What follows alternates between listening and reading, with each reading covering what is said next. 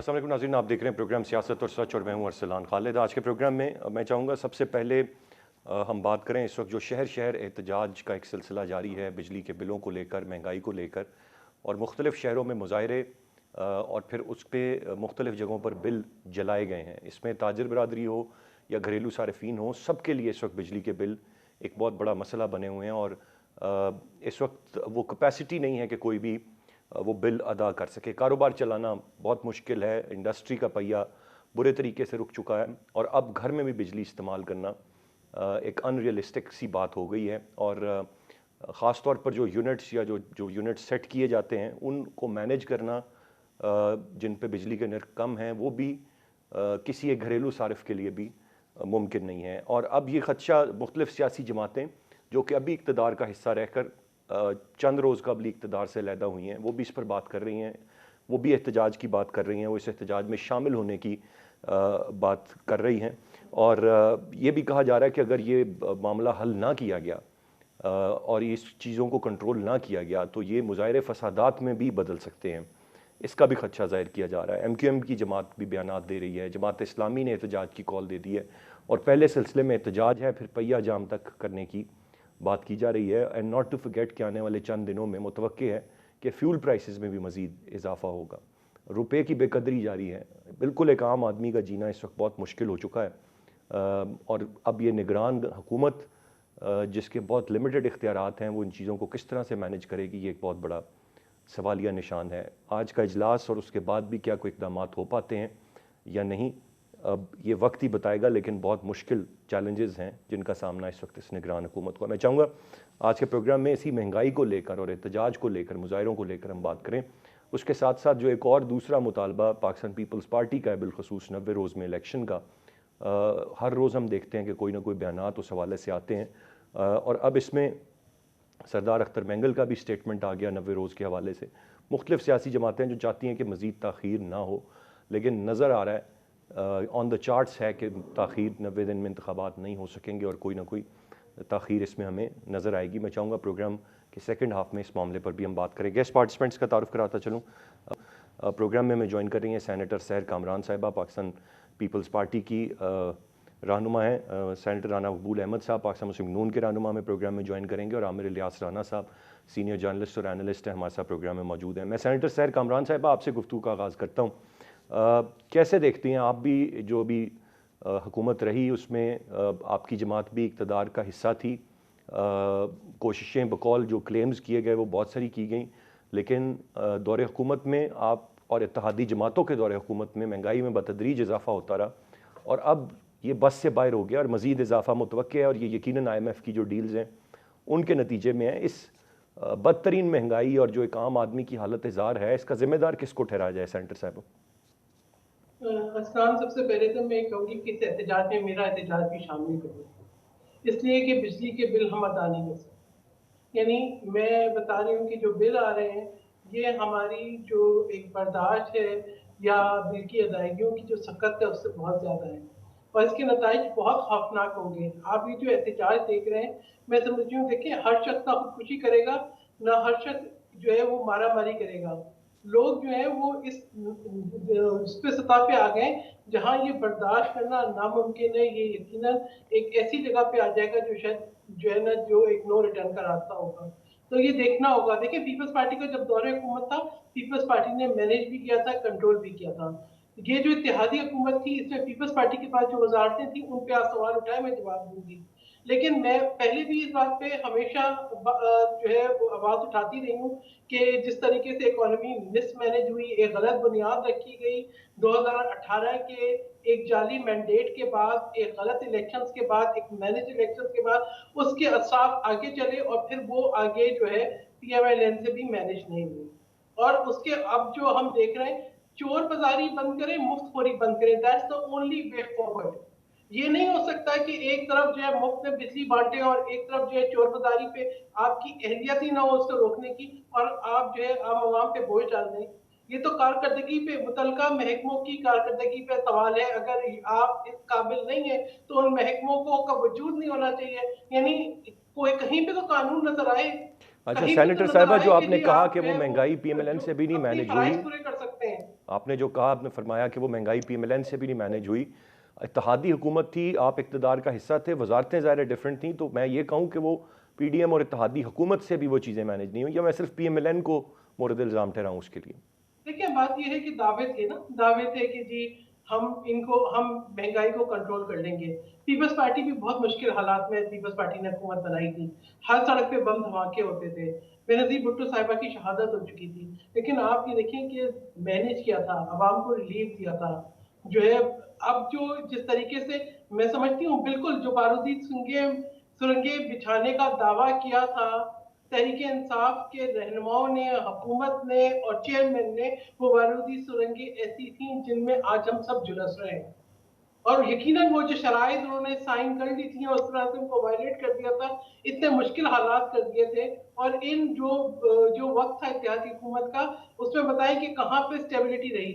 रोजाना जो है कोई ना कोई एक एडवेंचर रहा, कभी इस्लामाबाद की ग्रीन बेल्ट चल रही है, कभी 9 मई हो रहा है, कभी कोई और इस किस्म का जो है वो नया किस्म का जो है वो फसाद खड़ा हो रहा है, जिसने मुल्क के अंदर मुसलसल जो है बुरहान का शिकार रखा पाकिस्तान को। और कभी खत लिखे जा रहे हैं IMF को, कभी ये उन सब का हमने नताइज भुगतने थे। लेकिन मैं कहूँगी वो नताइज अपनी जगह। यहाँ मैं सवाल उठा रही हूँ मुतलका जो महकमे हैं उनकी कारकर्दगी पे, क्यों वो चोरी रोकने में नाकाम है और क्यों ये मुफ्तखोरी का निज़ाम है कि कुछ तबकात को, कुछ हैकर्स को मुफ्त बिजली और बाकी जो है सब लोग इसका बोझ उठाएं। कहाँ से उठाएं, कहाँ से उठाएं? राइट सर, यानी सब पॉइंट आ गया आपका। कोई मैं ज़रा अपने अपने मीन्स के अंदर, अपने हलाल आमदनी के अंदर, अपने जो है जो उसके रिसोर्सेज है उसके अंदर ही बिल्स दे सकता है? नहीं दे सकता, राइट बिल्कुल नहीं दे सकता। राइट पॉइंट आ गया। मैं ज़रा सेनेटर राना मकबूल अहमद साहब को भी वेलकम करूंगा, उनकी जानिब बढ़ूंगा। As a matter of fact अवाम कंपैरिजन ड्रॉ करते हैं, एक आम आदमी कंपैरिजन ड्रॉ करता है। अभी जो शहर कामरान साहिबा ने भी जो बातें कहीं कि वो बारूदी सुरंगें थीं, गलत पॉलिसियाँ थीं, उनका नतीजा हमसे चीज़ें नहीं कंट्रोल हुई। लोग कहते हैं जी वो जो दौर था, PTI का दौर हुकूमत था, बिजली इतने की थी, गैस इतने की थी, पेट्रोल इतने का था, डॉलर इतने का था, अब मुआवजा करें तो ये इसमें एक रिकॉर्ड इजाफा हुआ है और ये PDM और इत्तेहादी हुकूमत थी। As a matter of fact sir, आप लोगों ने अभी इलेक्शन कैंपेन में जाना है, चाहे इलेक्शन 90 दिन में है या 120 दिन में है, अवाम ने सवाल करना है। ये गम गुस्सा आप सड़कों पर देख रहे हैं, जो बिल जलाए जा रहे हैं, ऐसे में किस तरह से इलेक्शन कैंपेन करेंगे और सेटिस्फाई किस तरह से अवाम को करेंगे? क्योंकि 1.5 साल तो अब हुकूमत करके गए हैं और वो आप ही की जमात और आपकी इत्तेहादी जमातें करके गई हैं। लोग तो आपसे ही सवाल करेंगे, बाकी जो माजी का मलबा आप देते हैं वो जमात अभी मंजर आम पर ही उस तरह से नहीं है। नहीं, आपकी बात से मैं बिल्कुल इख्तलाफ नहीं करता एक हद तक। उसकी वजह ये है कि जो विरसा मिला है ये PDM की हुकूमत को, उसमें बहुत ज़्यादा मुश्किलात थी, इसमें कोई शक नहीं था, और उनको हैंडल करते करते भी वक्त लगा। लेकिन फाइनली जो है इन द फाइनल एनालिसिस जो ये स्काई रॉकेटिंग इन्फ्लेशन है या हाई प्राइसेस हैं वो कंट्रोल नहीं हुई और मैनेज नहीं हुई। तो उसकी वजह सबसे बड़ी तो ये है कि इतना थोड़ा जब पता हो, एक चीज़ होती है जी इकनॉमिक माहौल में, वो होती है प्रेडिक्टेबिलिटी या कॉन्टीन्यूटी, कि इस चीज़ की कॉन्टीन्यूटी आपको पता हो कि आपके पास 3 साल हैं, 4 साल हैं, तो चीज़ों को मैनेज बेहतर किया जा सकता है। क्योंकि ये बिल्कुल ही एक वॉल्केनिक एरप्शन हुआ है जो छोड़ के गए जनाब इमरान खान साहब, तो हर चीज़ इन डिसऑर्डर रही है। मैं इस चीज़ को ज़रूर, मैं भी इस चीज़ को कहता रहा हूँ, हम सारे कहते रहे हैं कि जी हमारी गवर्नमेंट को इन्फोर्समेंट को बेहतर करना चाहिए। ठीक है, इंटरनेशनल फैक्टर है अपनी जगह पे, एक एटॉमिक पावर है और आपके ऊपर नेक्सस ऑफ ईविल की नज़र है, मोसाड आपके पीछे है और रॉ आपके पीछे है, स्ट्रेटेजिकली इम्पोर्टेंट कंट्री है। तो वो तो चाहते हैं कि ये मुस्लिम कंट्री है, इसको from with in blow up कर दिया जाए। आप वेस्ट की, अमेरिका की मीठी मीठी बातें ज़रूर सुनते रहें, लेकिन वो कभी भी सीरियस नहीं हुए आपको सही मानों में हेल्प करने में। और अब चूँकि आप एक लिहाज से काबू आ गए अपनी माली पॉलिसीज़ में फॉल्टर करने की वजह से, और मेनली जब आपने सॉवरन एग्रीमेंट को डिफाई किया तो उससे पाकिस्तान की बहुत बदनामी हुई और क्रेडिबिलिटी गैप बहुत ज़्यादा आया। ये मुश्किलात थी, लेकिन इन्फोर्समेंट में मसलन मेरा हमेशा व्यू पॉइंट ये रहा कि एक आदमी जो है बेचारा हर रोज़ सब्ज़ी ख़रीदता है, एक दिन पालक उसे 20 रुपये किलो मिलती है और दूसरे दिन उसे 150 रुपये किलो मिलती है। कोई उनको पूछने वाला है कि तेरा जो पालक का जो बेच रहा है रिटेलर, तेरा कहाँ से ख़र्चा ज़्यादा बढ़ गया है यकदम, और तुम अपना एक मार्जिनल जेन्युइन प्रॉफिट ले लो जी। तो ये जो इन्फोर्समेंट थी ना, इसमें बहुत ज़्यादा सुकम रहे हैं। आइडेंटिकली आप देखते सर, हैं मुझे यही तो कि फरमाए ना, ये आपने फूड बड़ा बास्केट तफसील है, से और बड़ी पंजाब में अच्छी बहुत चीज़ आपने बड़ी पॉइंट होती आउट की, पर आपके सेनेटर पास साहब भी- सवाल ही ये है, आप लोगों की मैं हुकूमतें कर रहा रहीं, हूँ। मुझे इसको मैनेज क्यों नहीं किया इसीलिए गया? तो मैं कह रहा हूँ, मैं कोई बात सुने ना, मैं कोई हुकूमत के गले में हार नहीं डाल रहा, मैं आपको एक प्रैक्टिकल सिचुएशन बता रहा हूँ कि ये ठीक है, ये होना चाहिए था, इन्फोर्समेंट होनी चाहिए थी, होर्डिंग को बंद करना चाहिए था। जिन लोगों ने मिलियंस ऑफ टन जो है गंदम होर्ड की हुई है कि सर्दियों में बहुत महंगी बिकेगी और महंगी बिकेगी, उनके खिलाफ एक्शन होना चाहिए था। स्मगलिंग जो है वो पूरी तरह सील होनी चाहिए थी। ये जो प्रैक्टिकल स्टेप्स हैं, इनमें कमियां रही हैं, इसमें कोई शक नहीं है।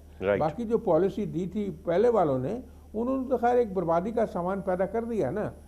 तो आप बात समझते हैं कि वाकई जो पीडीएम के लोग हैं सभी पार्टीज़ को, और मुस्लिम लीग चूँकि it was in vanguard, उसको एक्सप्लेन करना पड़ेगा लोगों को कि क्यों ऐसे हुआ। लेकिन एक फ़र्क होगा हमारी पार्टी की कैनवसिंग में और कैंपेन में, तो हमारा लीडर और कायद यहाँ नहीं था, जिसकी सबसे ज़्यादा क्रेडिबिलिटी है। ये तो सर आपकी बात बजा है, लेकिन अब अवाम किस तरह से लेंगे, ये तो ज़ाहिर है जब आप जाएंगे प्रैक्टिकली। देखिए, आप मेरी बात सुने ना, आप मैदान छोड़ के तो नहीं भाग सकते ना जी। We have to face it now. अगर लोग हमें क्रिटिसाइज करते हैं तो we have to reply to their criticism.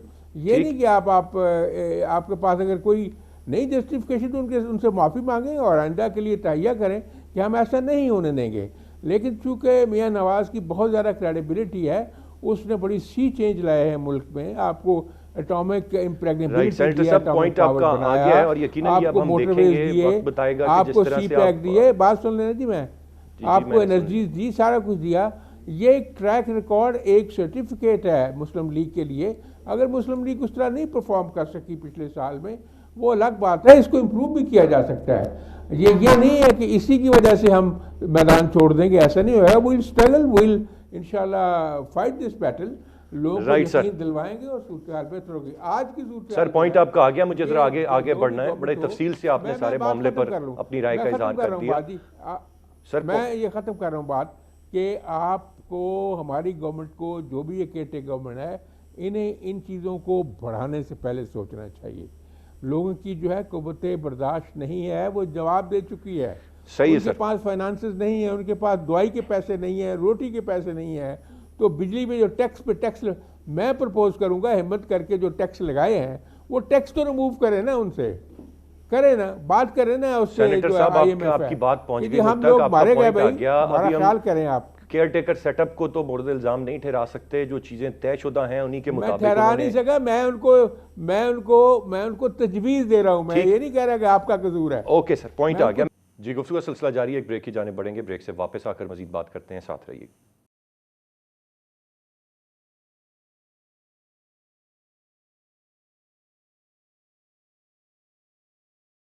Welcome back. Aamir Ilyas Rana साहब, सर आपने गुफ्तगू सुनी राना मकबूल अहमद साहब की भी, मैडम की भी। मैं आप हम सभी फेस कर रहे हैं इस वक्त जो एक बहुत ज़्यादा महंगाई है, जिस तरह के बिजली के बिल्स आ रहे हैं।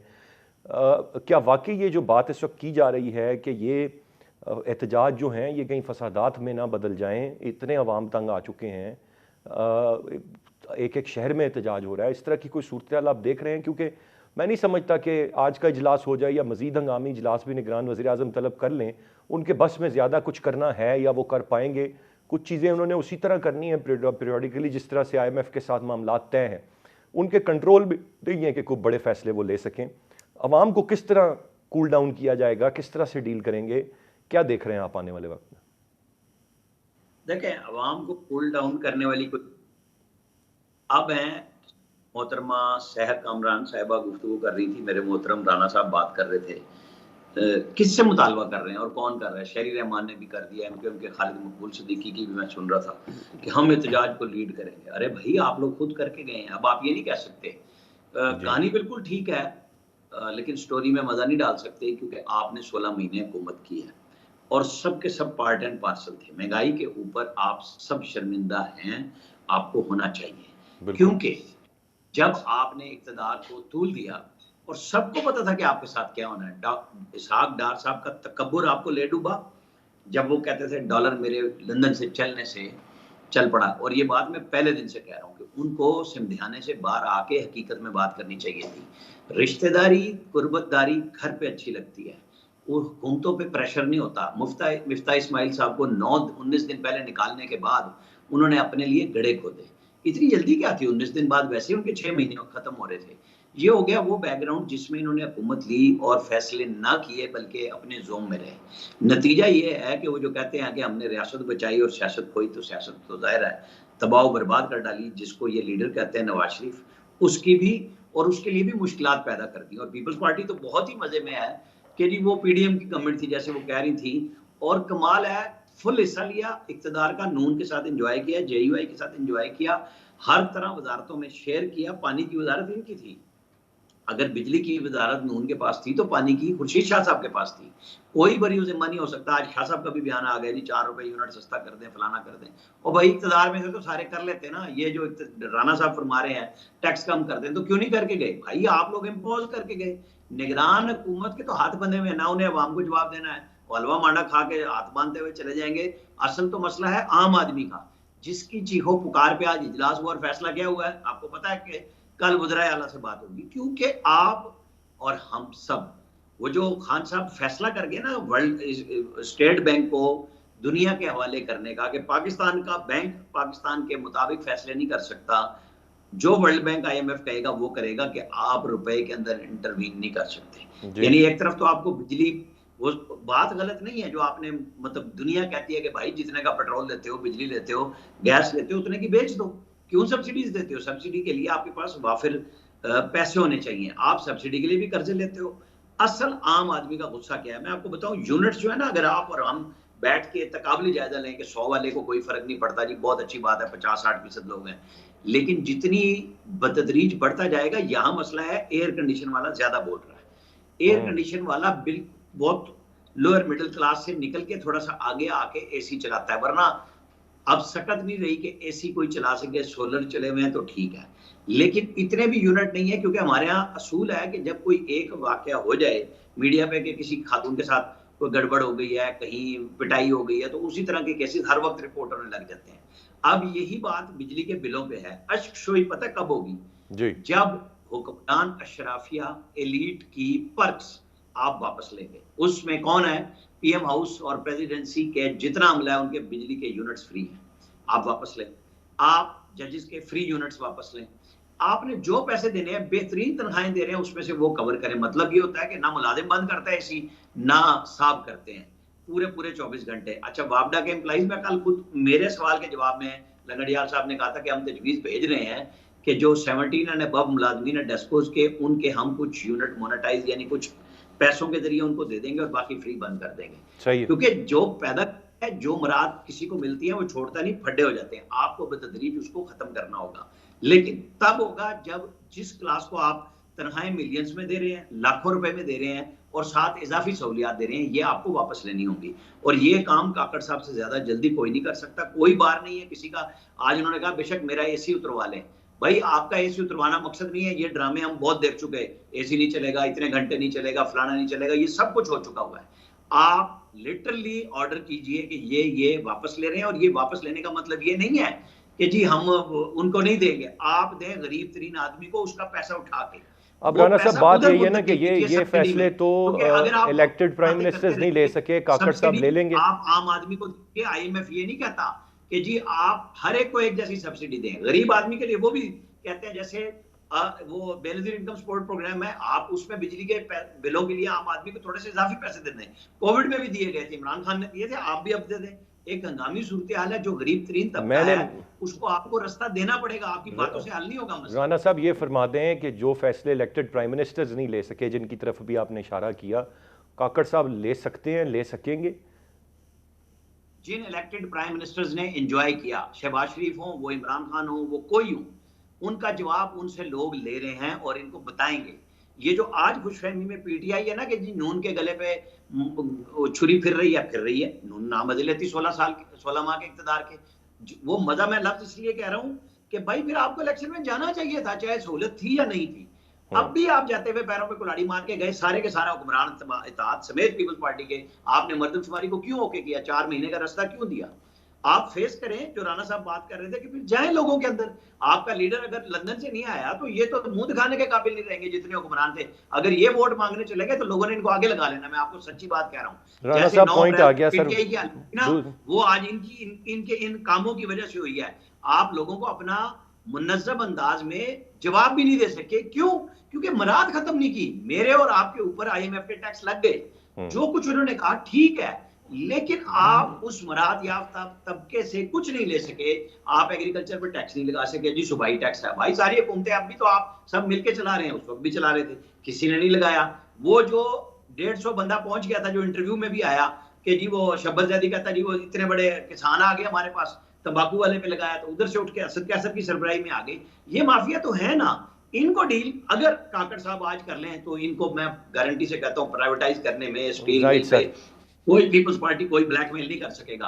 आप कीजिए प्राइवेटाइजेशन, जहां जहां की है फायदा ही हुआ है। कम से कम हुक्मरानों को हमारे बजट से पैसे राणा साहब पॉइंट आ गया सर। जी, गुफ्तगू का सिलसिला जारी है, एक ब्रेक की जाने बढ़ेंगे, ब्रेक से वापस आकर मजीद बात करते हैं, साथ रहिए।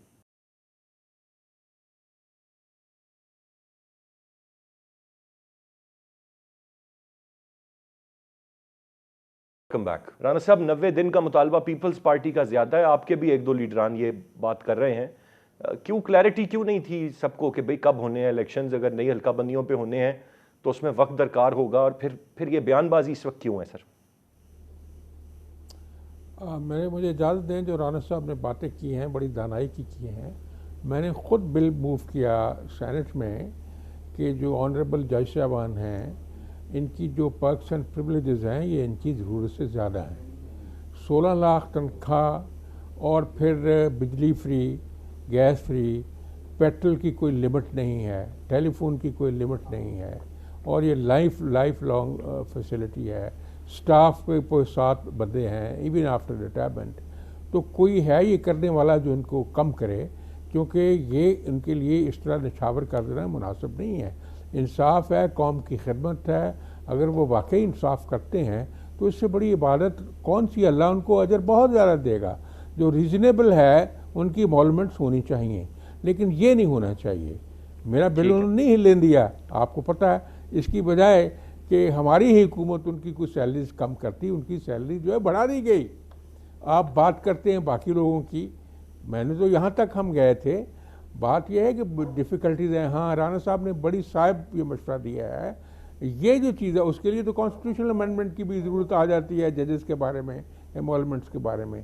ठीक है सेनेटर साहब, मेरे पास वक्त इंतहाई महदूद है। अगर मेरे ये इलेक्शन वाले मामले पर एक जुमला कह दें। मेरी अर्ज सुन लेना जी, मैं अर्ज करूँ, मैं मुकम्मल कर लेने दें। इसके अलावा जितने ये एमोलमेंट्स हैं, ये जो ग्रेड 17, 18, अबव 20 और सारा कुछ फ्री, इसको भी देखना चाहिए ना। बिजली की जो है वो उसको भी कम करना चाहिए, बल्कि बिजली का बिल देना चाहिए सभी को।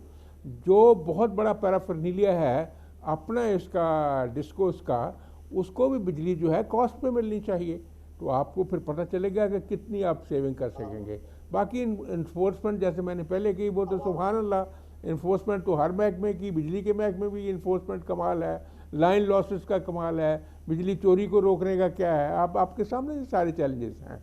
अभी आपने इलेक्शन की बात की है, आप सही कहते हैं कि जब ये CCI का इजलास हुआ लास्ट, उसमें सब शामिल थे और सभी ने ये इत्तेफाक राय से ये कहा कि ये जो सेंसस हुआ है इसको एक्सेप्ट करना चाहिए, इसके ऊपर जो है ये डीलिमिटेशन होनी चाहिए और इसको एज क्विकली एज पॉसिबल तय करके इलेक्शन होने चाहिए। क्योंकि इशू एक उठा कि जब कोई बंदा जो है आ जाता है गिनती में, तो आप उस लिस्टों के ऊपर इलेक्शन कराने के पाबंद हो जाते हैं। आप जो आपका वोटर बन गया उसको ठीक है राना साहब, नहीं कर पॉइंट सकते। सर आ गया। मेरे पास वक्त बहुत महदूद है और दूसरे दो मेहमानों की भी मैंने राय लेनी है। मैं सैर कामरान साहब की जानिब वापस जाऊंगा। सैर कामरान साहब, अगर अब आवाज़ क्लियर है तो अब काइंडली रिस्पॉन्ड कर दें जो मेरा सवाल था उसको। देखिए, बात ये पीपल्स पार्टी का पहले दिन से क्लियर मौक़िफ़ है कि इलेक्शन जो है वो आईनी मुद्दत के दौरान होना चाहिए।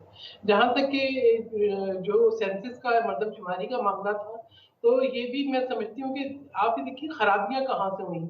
यानी जब 2018 में एक बात तय हो गई कि अगले इलेक्शन जो है वो नई मरदमशुमारी पे होंगे, तो मरदमशुमारी को बरवक़्त जो है मुकम्मल होना चाहिए था।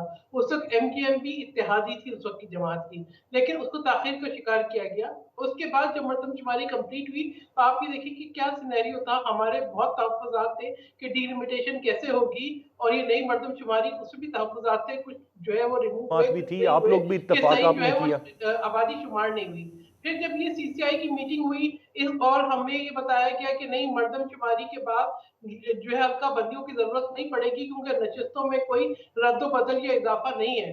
तब हमने इस पे एग्री किया कि ठीक है, अगर जो है वो इसी दौरानिए में ये हो जाता है इलेक्शन और ये जो नए अफ़राद हैं ये काउंट हो जाते हैं, तो चलिए ठीक है, हम जो है नई मरदमशुमारी पे एग्री किया। लेकिन किसी भी तरीके से इस बात पे एग्री नहीं किया कि आप इलेक्शन की मुद्दत आगे बढ़ा दें। दूसरी बात आप ये देखें कि हम तो चाहते थे कि जी 60 दिन के अंदर जो है वो इलेक्शन हो, असेंबली अपनी मुद्दत पूरी करे।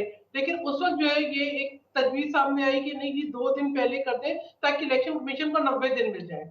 ठीक है, इलेक्शन कमीशन को 90 दिन मिल गए, इसी उसके साथ उम्मीद के साथ और इसी जो है तासुब के साथ कि इस 90 दिन के अंदर इलेक्शन कमीशन का एक ही काम है कि उसने इलेक्शन कराने हैं, वो अपने सैर इंतज़ाम साहब, जो है वो कर लेगा। ठीक है, आपका लेकिन नहीं, पॉइंट आ गया। मेरे पास वक्त बड़ा मुझे महदूद है, मुकम्मल मुझे करने आमिर दें। इलियास राना साहब का पॉइंट लेना है। मेरे जी, पास वक्त बहुत एक महदूद मिनट, है। इलेक्शन कमीशन रिलैक्स मोड में रहा, मरदमशुमारी हो गई।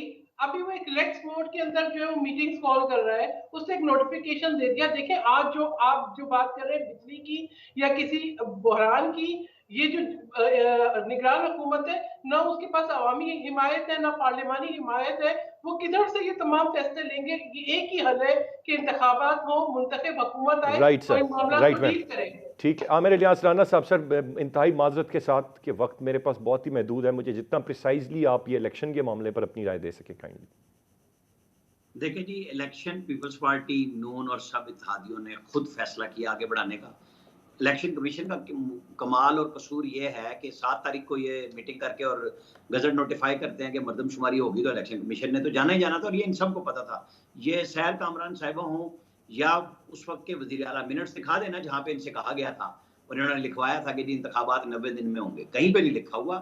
ये बातें हैं, अब सिर्फ वहां पे सिंध में कुछ और हो रहा है। ये दोनों तरफ एक दूसरे को प्रेशराइज करने का है कि वहां पे कुछ लोगों के खिलाफ एक्शन शुरू हो गया, ये 90 दिन पे आ गए हैं और कोई कहानी नहीं है। ये सारे पीडीएम और पीपल्स पार्टी एक पेज पे थे कि इलेक्शन आगे जाएंगे और 90 दिन। तो कम से कम मैं तो ये कहता हूँ ना कि मुराद अली शाह साहब से ये मिनट्स ले आए और दिखा दें, हम सारों की मजे हो जाएंगे कि हाँ जी पीपल्स पार्टी ने परफॉर्म किया है सूबे में, लोगों के साथ वहां खड़े हुए पे हैं। मिनट्स हमने घरों की मिल्कियत दी है, हमने डिजास्टर के बाद परफॉर्म किया, हम आज इलेक्शन के मैं लिए बिल्कुल रेडी हैं, बोला, हम 60 दिन में रेडी थे। आपको थोड़ा सा पेशेंस का मुजाहरा करना चाहिए। मैं बिल्कुल नहीं बोला आपकी बीच जी बात में। राना साहब, आप ये कंप्लीट करें सर, वक्त भी मुराद खत्म शाह हो। साहब से कहे ना मिनट्स लहरा दें सबके सामने कि जिसमें कहा गया था आपका कि 90 पॉइंट दिन बड़ा में वैलिड है कि हम मिनट्स भी मान दिखा दें लेंगे, मीटिंग।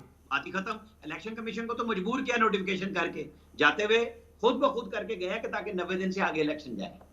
राइट सर, पॉइंट आपका आ गया और बात सारी मैं मेरे ख्याल से यहाँ पर सम अप होती है कि बता दूं अगर मिनट्स ऑफ द मीटिंग दिखा दिए जाएं, उनको सामने ले आएं कि आया क्या बात तय हुई थी क्या नहीं, तो फिर मेरे ख्याल से दूध का दूध पानी का पानी हो जाएगा। तीनों रिस्पेक्टेबल गेस्ट का बहुत शुक्रिया। आज के प्रोग्राम से इतना ही। अरसलान खालिद को इजाज़त दीजिए, अल्लाह ने के बाद।